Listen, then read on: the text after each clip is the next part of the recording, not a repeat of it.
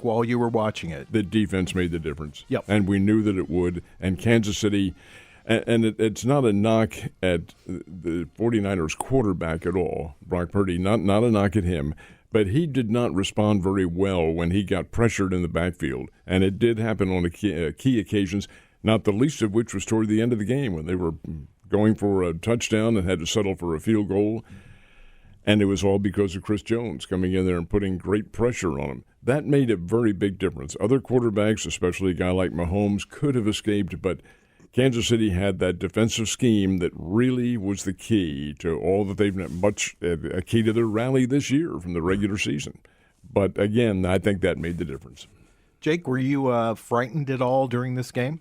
My blood pressure was up. I had a headache for a couple of days after that game, for sure.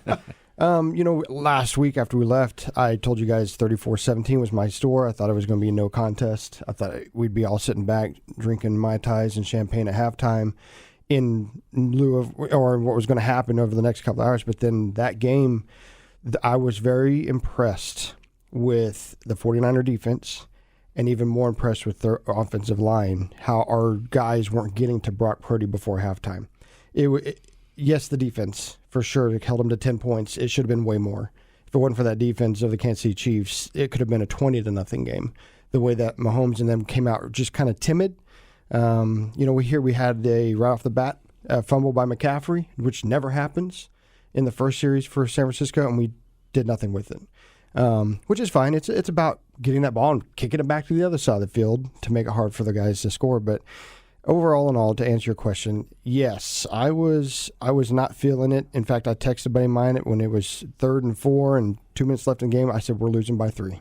Because if they get that first down, which McDuffie batted down, that was game over at that point. It would have been. What do you think, Josh? What about your take on the game? Well, I said it would be 28-20. I said it would be a close game.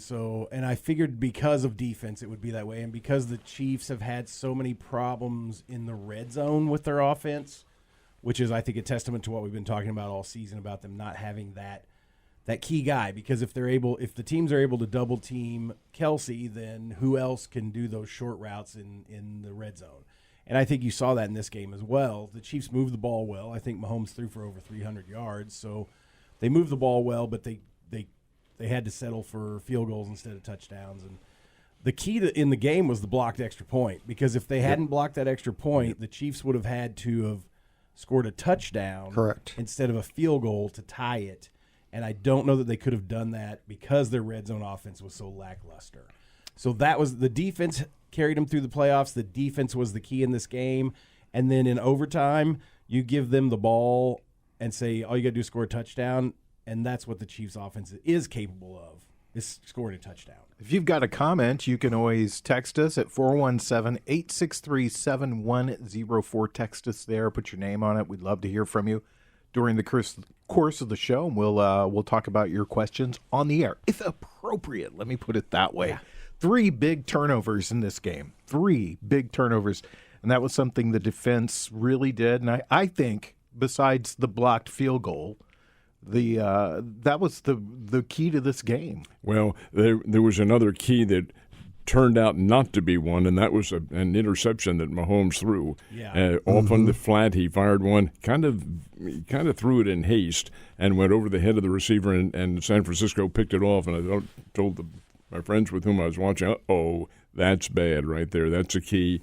His confidence is going to be shattered now. Somebody ran a wrong route or whatever the case might have been. But that was also another one, a turnover that turned out to be not so consequential as far as San Francisco is concerned. But the 49ers, like Jake pointed out, they had their chances. They had great opportunities to win this thing and to get ahead in the game when the missed extra point was key. But they didn't take advantage of it. And it's the defense that made them not take advantage, allowed that deficit to be corrected. Jake, one turnover that really stuck out to me was just a fluke play, and that was the one on the punt where it hits a player's not even looking. He was blocking.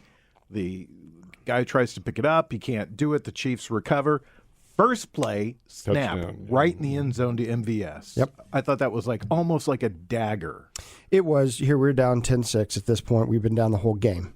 And You give Mahomes and company a glimmer of hope, a little bit of sunshine or daylight, and they're going to take you. And the play call was perfect. The defense came up, I believe it was to get on Kelsey, and MVS ran straight. It was an easy touchdown throw. And at that point, you're now up 13-10, and it's like that calmness, the calm that people can just like, okay, let's settle into our game. And, they held the 49ers to a couple more field goals. In fact, they never scored another touchdown since then. I believe it went, they scored a touchdown, missed the extra point. That was the 16-13 lead, and then it kind of went back and forth on field goals. So, yeah, that honestly, for sure, was the biggest turnover of the game. It's kind of weird. We talked about this during the course of the show about how the Chiefs kind of flipped the switch at some point. They dropped a lot of passes during the season. Mahomes was a little turnover prone this year, more so than he's been in the past. And they just looked better as soon as the playoffs hit. 2 major plays in the red zone. And the Chiefs just made it look like they could do it at will. Correct. The one to MVS and the game winner to McCole Hardman. I mean, It was just fantastic. Something I want to talk to you about, Josh, was this is something that struck me right away. We'll get all your opinions on this. Is I felt like the 49ers came out a little too amped. And that the Super Bowl to me it's like a boxing match. It is. You're going to go, it's like a heavyweight fight. You're going to go 12, 15 rounds. You cannot blow it all in the first rounds. And I felt like their energy was drained by the time they got to the end. I think you're right. I think you're right in a sense. They were a lot more amped up, having not been there as often as the Chiefs come out, it's another game to them because they're so used to it being another game for them. I think there were more jitters on the side of the 49ers, and some weird things happened to them too. Like the linebacker that was he just hopped to get on the field and blew out his Achilles tendon. Jeez. And things like that happened to them early in that game, which are totally unexpected. But yeah, I agree with you. I think that they kind of, once the adrenaline settled down with them, they kind of got a bit lethargic. I was listening to some of the talking heads talk about the game afterwards, and one of them, Dan Orlovsky on ESPN, said that he felt that the Chiefs' body language was really bad in the first quarter, that the offense was walking off the field and they looked overwhelmed. But, Ned, I just feel like the Chiefs, like Josh said, business as usual for them. Well, yeah, you can use that analogy. They're the experience of having been there before. And San Francisco, understand why they would have been amped up. After all, they had a chance to beat the Chiefs the first time Kansas City was there and let it get away down the stretch and won it 31-20, I think the final score was. But the fact of the matter is that San Francisco, person for person, not quite as quick. That's where the Chiefs beat you, with quickness on defense. And when the Chiefs rally to a defensive scheme, they're rallying to that ball, and there are several players there. San Francisco doesn't do that. They did that. They were able to use one player, Bosa, and people of that caliber who make big plays, but it isn't quite the same. I really think that made the difference. I believe you're right, though, in regards, Josh, to the team being out of gas. They were out of gas because of that call, the player's call on the toss of the coin. You always take the ball under they didn't know the rules. The rule was changed last year, not this year, but last year, in which everybody's going to have a chance at it. You go on defense. You always go on defense. That's how you do. You know what you have to do. Right, and so a lot of the speculation is they knew that their defense was wiped out, and so they needed time to recover, so that's why they took the ball first. Allegedly. I think the guy forgot. I think that's a welcomed excuse, but I think because some of the players said they didn't even know what the rule was. That's why I'm saying that. It came down to coaching. Yeah, and that's a coaching error. It is a lack of attention to detail, and you will not see Kansas City be guilty of that. No. 417-863-7104 if you'd like to text us a question or a comment. Please put your name on it. If appropriate, we will get to it. Jake, one of the things that was on my mind at the very end of the game was, is this for Andy Reid? Is this it for Andy Reid? And he came out right away and said, nope, coming back. Yeah, he kind of never really alluded to that all year. I think us as fan base is like, is this it? He's won 3 out of 4. And I'll tell you, he was 66? Mid-60s. Yeah, he's not too old, especially after the game when he's jumping on top of Chris Jones like he was. I don't know if you saw that, but he was on top of him, sandwiching Chris Jones and telling him to get up, and helps him up and give him a big hug. So I will tell you, they have something special. I think they're going to rework some contracts and make sure that they keep some key players. They're not going to be able to keep them all. They're not going to be able to keep them all for sure. So as we've been saying it for years, Veach and Andy Reid, I trust them with everything. Whatever they decide to do, we have to, even if we have question marks, we say, hey, you know what? In them that we trust, right? Well, that's a very good point that you make, because all the deals that they've made, the contracts and the players they've contacted to be with the Chiefs, have all turned out to be very good. You're absolutely right. I don't think they keep Willie Gay. I think he's probably already gone. It's either Snead or Jones, and Jones, in the euphoria of alcohol and celebration, says, I'll be back. Wait a minute. And the Chiefs said they want him back. Well, of course they do. Yeah. Well, they talked about how they might put the franchise tag on him. They can't. They can't, because that's going to put them over the salary cap. Oh. His franchise tag pays him $32 million a year, which he's worth that, but they can't really afford that and expect to keep the basic level of the team. So what they'll do, in my opinion, is allow him to become a free agent, see what the deals are, and if the deals don't perhaps measure up to $32 million a year or something like that, then recut a deal, maybe using Mahomes' contract as something of a leverage base here. And I'm sure Patrick Mahomes would agree to whatever he will. decision. Oh, yeah, he's. But Snead's the one I think who is probably going to be on the borderline. And I feel like I Snead's think who they're you going to get gotta him. get. I think they have to You gotta re-sign keep L'Jarius him. Snead. Yeah. Well, think about this. So with Chris Jones and company, Karlaftis, a couple of the guys who will be back sometime next year, but they're doing this pressure, right? They're the ones making the quarterback run, scramble, have to make throws to where it makes it easier for the McDuffies and the Edwards and the Sneads to do their job. Exactly. Are they great? Absolutely. I mean, Snead and McDuffie are the two of the best corners out there. But, you have to have that pressure. In my opinion, you have to have that pressure. And then again, look what Veach and Andy Reid did when they let Tyreek Hill go and who they got, right? And then look what they did whenever they let the Honey Badger go. Honey Badger, exactly. They let him go, and they immediately filled him with somebody that just picked right up and was like, we didn't need him, and we're going to pay this guy less. Because of the system. That's the way they work. Yeah. Biggest criticism of this team coming into most years that we've done this show is their secondary was terrible. And you definitely can make this an opposite argument to you, Jake, is that when those guys are covered downfield, it gives more time to the guys up front. Yep. Correct. That's true, too. To put pressure on the quarterback and cause him problems. This is really the first time in a long time that the Chiefs have an exceptional secondary. Yeah. Like you said, two corners that are almost complete shutdown corners. And so I feel like, and I was very crucial of Chris Jones. I said at the beginning of the season they should just let him go if he's going to hold out for his contract. He did make a difference when he came back. I applaud him because he put all of his effort and energy into showing people that he was worth the money that they paid him. But L'Jarius Snead, that dude is the reason that they made it to the Super Bowl. His defensive play, I would call him the defensive MVP in a second over Chris Jones. So I feel like it's more important to get him and get him locked down. And then I agree with you, Ned.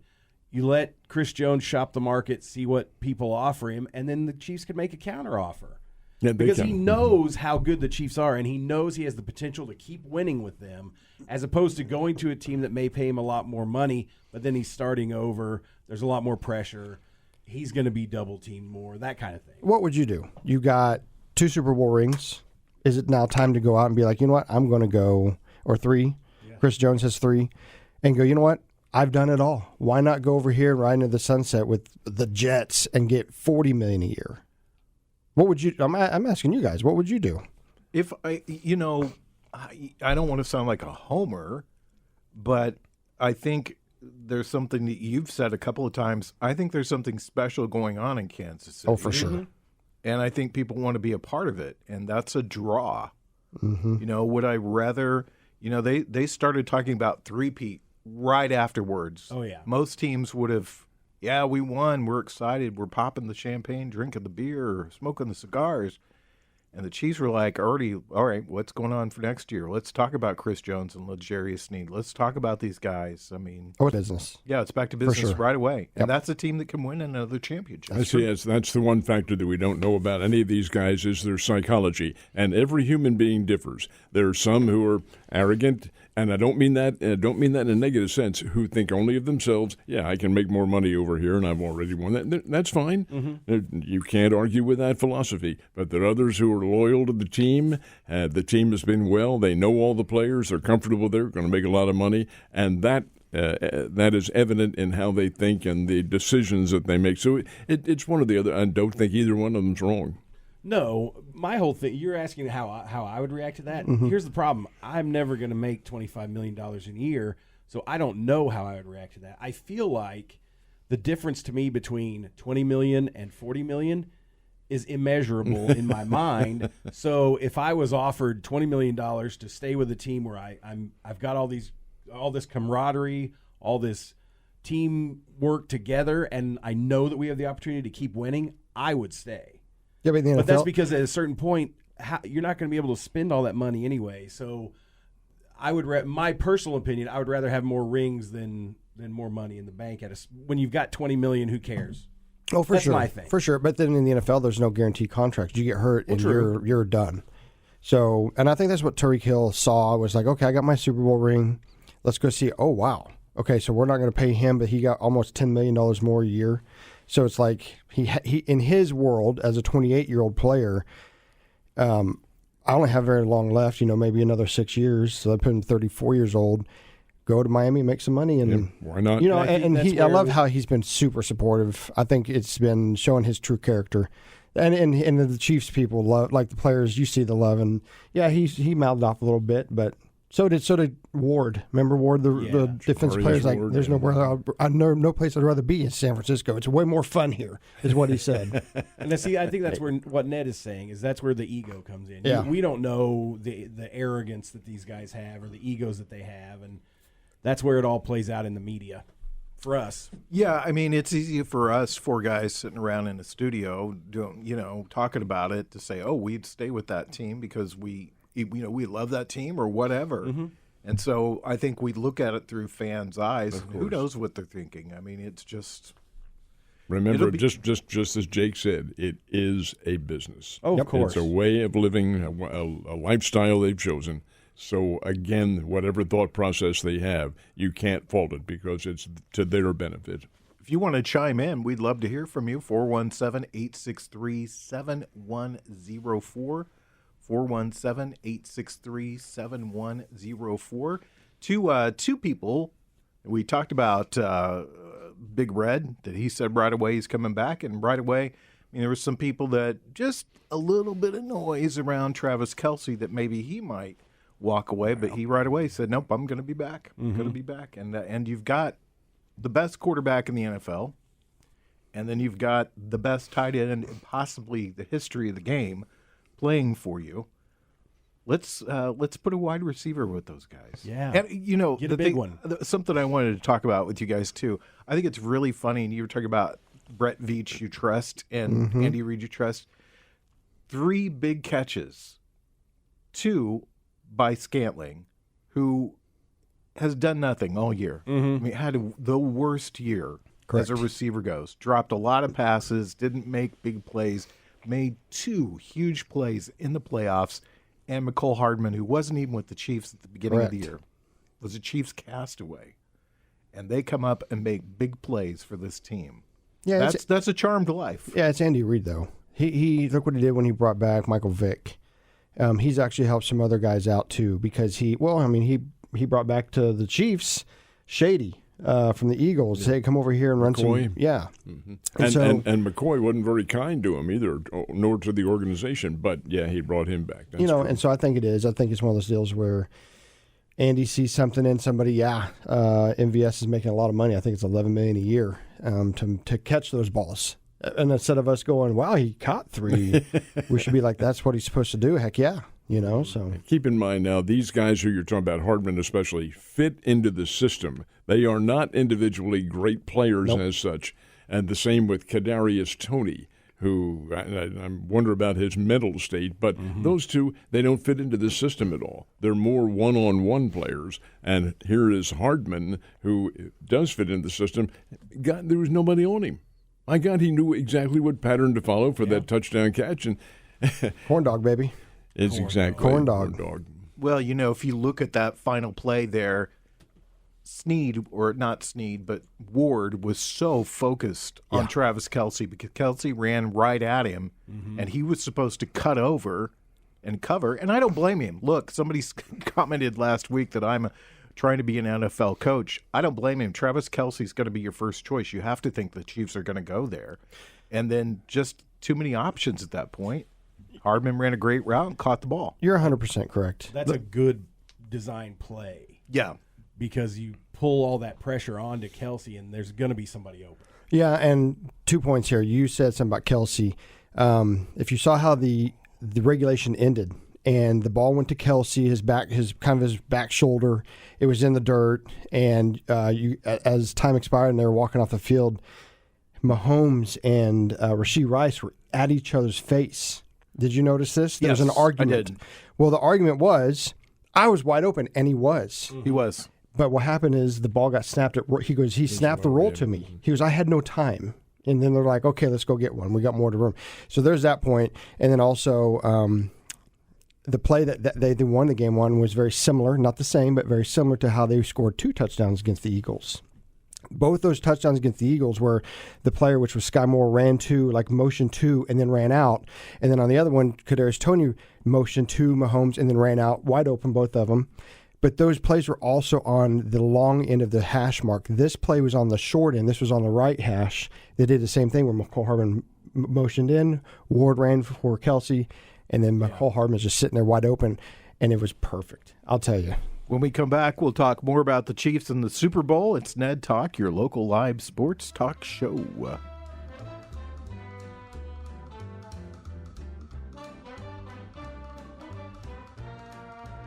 You're listening to Ned Talk on 104.7 The Cave, part of the Kansas City Chiefs Radio Network. Back to Ned Talk on 104.7 The Cave. A proud member of the Kansas City Chiefs Radio Network. Usually at this time I tell you how much time we have before the pregame show, but my brain cannot figure out that math because we got a ways to go before the start of the preseason in August. Joe Westen, Ned Reynolds, Jake Gillette, Josh Roberts talking Chiefs Super Bowl. I was going to ask you guys, I've been thinking about this all week. How did you like it? The Chiefs in the Super Bowl just pull out the Josh Allen play for Patrick Mahomes. I mean, 22 yards in that play? And hadn't showed it all year long. Yeah. You learn from everybody. That's one of the keys to any championship team. Your opposition, you may dislike them tremendously, but you can learn from some of the things they do. Josh Allen and Patrick Mahomes, though, different physical characters, but not all that measurably. Allen's 6'5" and 245, 250. He is a horse. Yep. Mahomes is 6'2" or 6'3", somewhere around there, but also in the 200-pound category. Still, he doesn't run the way Josh Allen does, and that's very interesting. One of the things about Patrick Mahomes that just kind of cracks me up, when he does run, he's first of all, he's not as fast as Lamar Jackson, not at all. No. He's not as tough physically as a Josh Allen, but he is perhaps the smartest runner as a quarterback that I've ever seen. He just does such amazing things. He's a machine, and I think this is the year that we can, we had some drop passes, and we weren't scoring like we were when we had Tyreek Hill, but Mahomes and company is starting to now calculate what has happened in the first quarter, what's happened in the second quarter, and what's happened in the third quarter. And what happens is you take all that information and you give it to Mahomes and let him calibrate it and go, you give me the ball in the fourth quarter, we're going to win this game. And that's what happened. He got tripped up. It was the final drive. They're down 3 going at the end of the regulation, and he gets tripped up for a 2-yard gain. And about 22 seconds runs off the clock. And I'm yelling, what are you thinking? What are you thinking? But then you take that same play in overtime, and he runs it for 22. Same exact play. So he logs this information, gets up to the line, reads his defense, and was like, if this happens, I'm taking it. And he did. And he scanned for 22 yards. They worked their way down. Next thing you know, they're inside the 10. That's one thing that just blows my mind about most NFL players is their understanding of the game, the way it lays out to them in their mind and in their eyes. I can't see it the way they see it, and that's what's so impressive to me. When Mahomes is up there reading the defense, he sees what he wants to do. And like you said, he's running scenarios in his head. If that guy turns this way, I'm throwing it there. If this guy comes at him, I'm throwing it here. He's got all that in his mind, and it's repetition, and it's happens so many times too. It's amazing to me, and it's not just him. I mean, I feel like most NFL players, because of the complex playbooks that they learn, they all have this different mindset on how to read the game that I don't see. It's the Matrix. He's the one. It is the Matrix. Let's talk a little bit about this roster as we go in the off season, and let's kind of break it down and see what you think is going to happen. We've talked about this a lot. This is a free agency year for Clyde Edwards. Do you see him coming back to the Chiefs? Well, and in all honesty, I do not, because I think they have a draft plan in mind in which they're going to go after backup running backs, individuals who could fill in. And again, you have to take into consideration what the hit is on their salary cap. I think Clyde Edwards-Helaire probably is either traded or allowed to. Is he a free agent? No, he's not, I don't believe. But I think they trade him or perhaps waive him somewhere along the line. I do think you see a return. I doubt that Jerick McKinnon comes back, but I do think they have to get some kind of a substance and a depth at running back. I think they need a little bit of depth on the offensive line. That's not to say the offensive line's bad, but they do need the backups in there, and you're running every other play and so forth and so on. That's wear and tear on those guys. Same with the defense. You need that's what the Chiefs will do, in my opinion, is draft for depth somewhere along the line. And as far as the players are concerned, Willie Gay has been a great performer, but he's already announced his future. He thinks he'll be gone. And some of the others, Mike Dana, I would think would probably be expendable. But again, who knows what the thought process is, and who knows what they can afford? I think is it $35 or $40 million in salary cap space that they have somewhere around there. Yep. And you've got to be very judicious. So let's again go down all this. They have the best stable of tight ends in football. You start with the best that probably has ever played the game, Travis Kelce. And then you go down the line, Noah Gray, Jody Fortson, Blake Bell. They all contribute in some ways. I don't know how many times this season Travis Kelce went out of the game and Blake Bell made a catch, or Noah Gray. And so can they keep all those guys? Bell is a free agent. Oh, is he? Mm-hmm. He is. Blake Bell's a free agent, so is Fortson. Fortson's been hurt so many times in a row, I think he's going to be gone. So right now, Gray and Kelce are under contract. Is Creed Humphrey, is this He's under contract. He's under contract. I was going to ask you, just throwing this out there, see how you guys react to this. Do you see a situation where Jason Kelce comes to this team? Well, I think, is he not under contract? No, he retired. He's retired. Officially? Like 100? So. I don't. Well, I don't think it can be official until a certain date. But he's announced that he's coming back, and not coming back, I should say, to Philadelphia. However, that's very changeable, and you see these guys come back every so often. Why would he want to go to the Chiefs, though? He's Philadelphia Eagle, and he bleeds that green. His brother. No, I don't think that. He's been wearing Chiefs gear though at games. Yeah, he has. He did. I could see you, Josh, wearing that overall outfit he had, with no shirt. The guy had played something with the Eagles, and I've forgotten what the streak was, but well over 100 games in a row. He's been beaten up pretty good.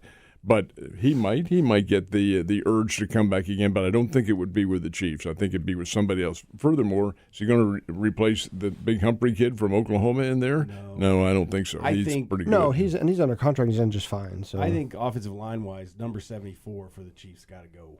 Taylor, the guy that was the most penalized player ever, it seems. He was terrible this season. I think he also missed a lot of blocks. Yeah. So they need a right tackle. Yeah, absolutely. Absolutely. Joe Thuney, he's got to be back. You got to have Joe Thuney. Yeah, he's a free agent. But you don't know what the effect of a serious injury, and his chest injury was serious. That's a pectoral muscle. And, hey, guys, you don't at Tooney's age, you don't get over that thing, especially when you're going to be taking more solid hits to that area. I think he remains a question mark. Yeah. Under the linebacker, we said Willie Gay's been saying it for a while. I think he already knows he's gone. Yeah. But Drew Tranquil is also a free agent, and he showed right there why he should take Willie Gay's spot. Is Tranquil free agent? He is this year. He's not. That's why the Chargers traded him then. Okay, well, again, he will be allowed to go free agency, I think, and then depending on what the deal is, Chiefs can match the offer. Yeah. Yeah. I do think that'd be a good player to keep, though. That's a good replacement for Gay. When we come back, we'll talk a little more about what the Chiefs will do in the offseason. It's Ned Talk on 104.7 The Cave.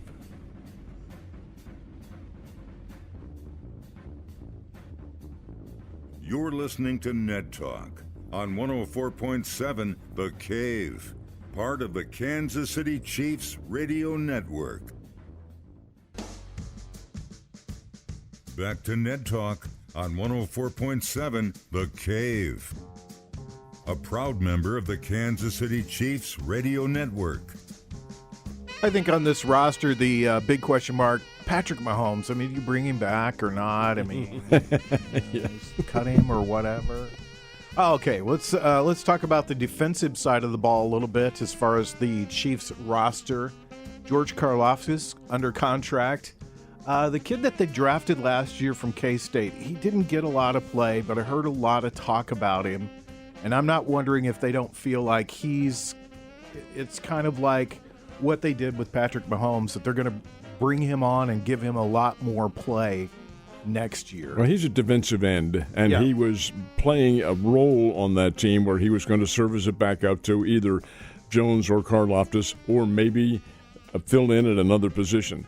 So he did see a little bit of action, especially late in the season. He's a good player, very good player. He's also a Kansas City area kid. I think he's Blue Springs, not Blue Springs, but Blue Valley. He's on the Kansas side. Blue Valley North, I think he's one of those high schools there.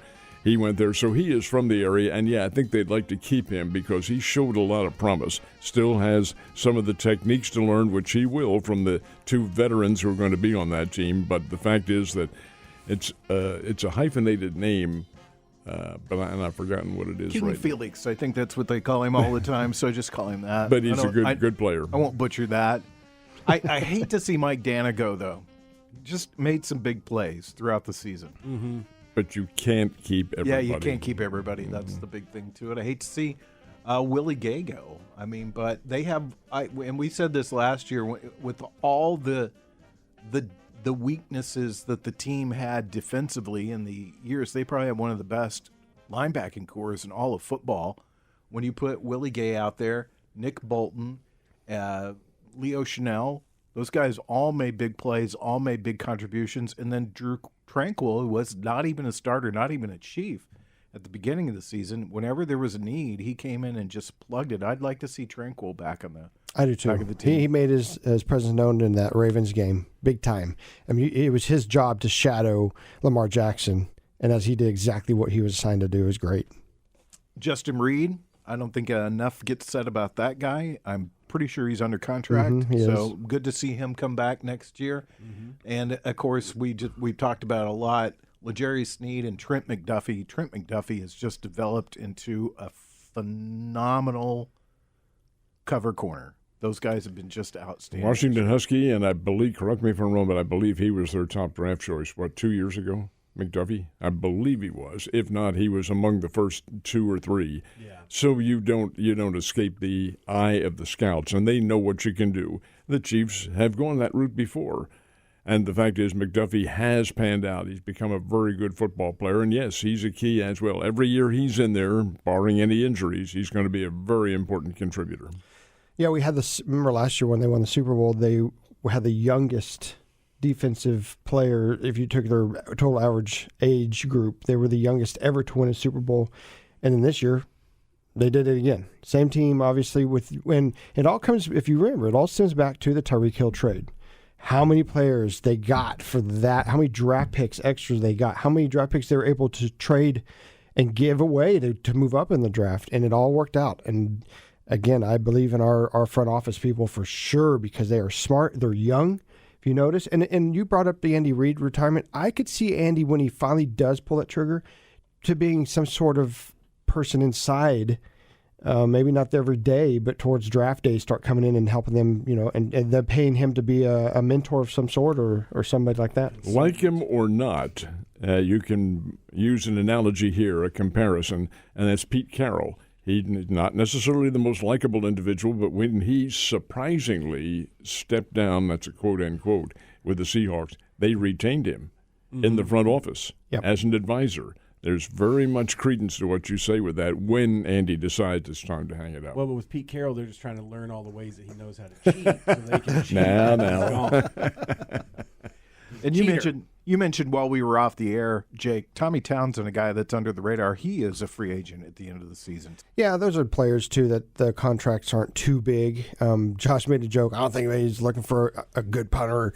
Actually, that position is highly that is a very key position when it comes to kicking the ball and getting the ball inside the 10, down at the 1, or I would never say it's not an important position. I'm just saying you're never going to see a punter go number 1 overall. Oh no.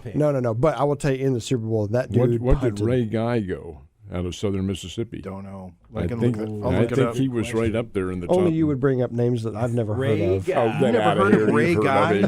Ray Guy was he's phenomenal. He knows. Ray Guy is. Let's look it up. Yes, he's a very important part because field position is one of the big keys in the NFL, and that guy can flip the field position so well with how well he kicks the ball. He 23rd. First round, 23rd pick. Yep. But not number 1 overall. No. I didn't know. I meant first round, though. I think he was. Southern Miss, if I'm not mistaken, wasn't it? Yep. Mm-hmm. But yes. But the Raiders they took Janikowski, I think, in the top 5. They did. I think they did. Seabass. Yeah, Seabass. Oh, wow. The Polish Nightmare. He was great. I think that guy quickly ballooned up to weigh about what I weigh right now, and he was still kicking the ball. He kicked it well, though. He was solid. He could kick it. Just don't share drinks with on him. The sideline and kick on the field. Yes. Just don't share drinks with him, okay? Yes. And we've talked about the receiving core again. It looks like MVS will be back next season. Justin Watson made several big plays. Of course, Rashee Rice will be back next year, and we've all kind of surmised that Tony's gone. Will they bring back McCole Hardman? Justin Ross, will he come back? Richie James, I think maybe he's gone. Yeah. Sky Moore's still under contract. They've got, they still have a nucleus of people there. I wonder if they're going to step back this year and just say, let's see how these guys develop another season. Well, again, we don't know what goes through their mind, and you don't know how the salary cap. Some of these guys, and there are players on the team who are not free agents who do have to be re-signed, and some who will become free agents next year. And the Chiefs have to guard against that happening and see how the whole financial system is going to work. It is the Hunt family, so they can really afford a lot. But keep in mind that the NFL works with you on the salary cap. They've never had a team violate it. They make sure that it's not going to happen by offering all sorts of suggestions and so forth as to how you can get around it. I want to throw in a quick basketball score for what it's worth. Now, this is a women's game that's going on in the Southeastern Conference. Number 1 team in America, undefeated, is South Carolina. They are behind Georgia at halftime in Columbia, South Carolina, 35-28. You know who coaches at Georgia? You know who the head coach is?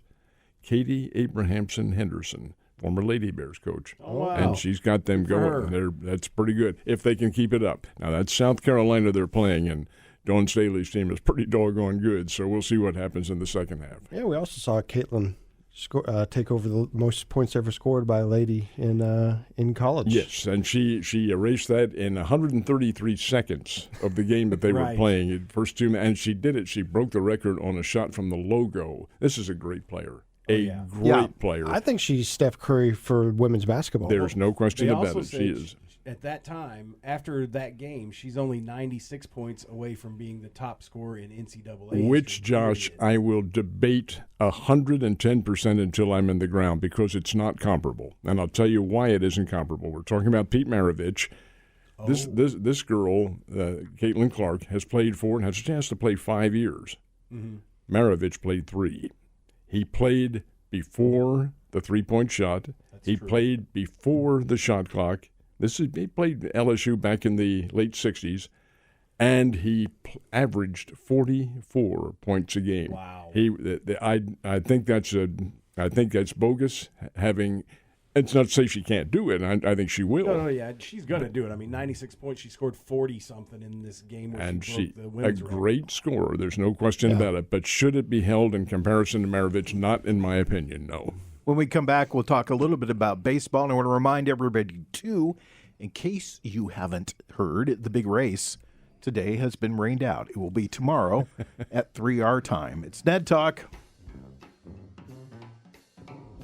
You're listening to Ned Talk on 104.7 The Cave, part of the Kansas City Chiefs radio network. Back to Ned Talk on 104.7 The Cave, a proud member of the Kansas City Chiefs radio network. Yes, we are a proud member of the Kansas City Chiefs radio network. I am Joe Westen, along with Ned Reynolds, Jake Gillette, Josh Roberts. We've been talking football for nearly 50 minutes. Something exciting happened in our world, Ned, this last week, and that's spring training started. The players have reported they are there. The first preseason games are coming up the latter part of this week. February 22nd is when they play. The college teams have already opened. The Bears are playing down in Louisiana, at Monroe, Louisiana, won their first 2 games, playing again today. Drury has opened their season over at Meadow Park, playing a doubleheader today. Now, when you guys came in, was it on the crisp side out there? Yeah. It was. Yeah. Oh, yeah. Well, they'll play those 2 games, and the players, they don't care. They're all young. But when you hit the ball, then you do care after a while. That stings, let me tell you. Well, not with aluminum bats, though. It doesn't sting at all. It just, I haven't asked you, the last couple of times I've driven by Meadow Park, it doesn't look like it's quite ready. It is ready. Busted their butt and got it fixed They got up? it turfed. It is all turf. Infield, outfield is all turf. And they have raised the fences. They put in a whole new series of fences. It's about, I'm going to guess, 12 feet high, as opposed to the little barbed wire, not barbed wire, but the chicken wire fence that they had out there that everybody could hit home runs in. Well, now it takes a little bit better poke, but it's still a good ballpark, and that's where the Drury Panthers will play this season. It's good to see it refurbished and back looking in great shape again. So I'm excited. What do you think? Let's everybody's got a shot at winning the World Series right now. What do you think? Have the Cardinals look better this year or not? I think they'll be better. They can't be any worse. 20 games under 500. That's not the Cardinals. They could be worse. They kept their coach. What do you think of that? They did. They did. They kept the manager and the coaching staff, but I don't really think that enters into it. This was a mix of players that just didn't seem to come together for some reason. Okay. And they're staying with them. You've got 2 of the old-timers there, and they'll be Arnado is a really, really good third baseman, Gold Glove winner, 11 straight years, 10 straight years, whatever it is. And then you have Goldschmidt at first. And these present a power base, assuming that Goldschmidt hasn't begun the downward spiral. And I don't think he has. Anyway, the young players who they're bringing up, we see it with the Springfield Cardinals down here. Many of them are Springfield Cardinals. And I think in the long run, you're going to see a terrific influence. I think they'll be better. I don't think their championship team, the Los Angeles Dodgers, are the best team money can buy. Oh, You could call that pitching staff the over the hill gang, though, couldn't you? The St. Louis Cardinals? Yeah. They're beyond over the hill. What is it, 34, 36, and 37 are their three starters, and that's stretching things a little bit. But we'll see. We'll see what happens. is one of them Walter Johnson? Christy Mathewson's in there. Did you guys see Kansas City signed Bobby Witt Jr. to a big old contract? That's a huge contract, and that's a very, very big signing for them. Very big signing. I agree. I think they're going to be coming out. My bold prediction is they make the playoffs. St. Louis does not. I think I'm going to won't Because debate Kansas because I plays in think the you're worst. right, but it may not be this year. But Kansas City's coming on. They're young and getting a whole lot better, and I think you'll see it a much improved Kansas City Royals team this year. Yeah, the Royals are in the worst conference. They have no one to beat but themselves. And so, but that big signing, I was happy to see that 'cause that's something that we haven't seen the Royals do in a long When time. you consider all the players that Kansas City has unloaded, Carlos Beltran, just to yeah. name one, Johnny Damon. Johnny Damon, another Alex one. Gonzalez. These were all guys to help the financial situation. Well, the new owner has done, I think, a remarkable turnaround with signing guys like Bobby Witt and bringing back some of the others. Now, I don't like his move of moving the stadium downtown. I'm not a big I'm not a fan of that either. Yeah, I don't like that either. Is that settled yet? they're still If it debating. comes to a vote in April. I hope they vote it down. Well, they have to vote I think the general public has to vote on whether or not that land is available down in the Power and Light District, I think is what the issue is, but it's an April vote. I do know that. Well, you always need a new stadium if you're going to compete. I mean, that's the But that's do the they rule. need- do That's they the need rule a in new baseball. How about stadium? we win first, then bring in a new Yeah. stadium? No, it doesn't work that way. That's not how it works. It doesn't You get the work that way stadium in first. sports. Didn't you know about that? Oh, I mean, look at Hey. Oakland. I mean, I'm excited. Right? I'm excited because the Cubs finished strong last year, didn't quite make it, but they're gonna finish higher than the Cardinals this year. So. when's that team going to get a new ballpark? never. Never. Remember the Red Goodness. Sox? They need upgrades. No. Yeah. Never. In those cases, never. That's part of the Hey, tradition they of put baseball. bleachers on top of the. Yeah. Well, Yeah, never come say on. never. You never thought there'd be another They- Yankee Stadium. Hey, they but have there is lights one. at Wrigley Field now, so that was a long time coming. If you're tuning in and then you're just thinking, wow, I missed this riveting conversation, you can download us as a podcast at 1047thecave.com. You can search out Ned Talk wherever you get your podcast at or listen to us through your smartphone app in the cave. All right, guys. Well, I guess I'll see you next Sunday at noon when we Next do it Sunday. again. We'll go a little more Noontime from here more on in. depth. We'll start talking about our spring sports, the race, the Masters, Final Four, all that stuff. And I'm sure we'll probably squeeze in some UFL football talk too. I'll tell you, we will use there as the NCAA National Tournament, which will be coming up here before too much longer. Yep. And all of March Madness. All right.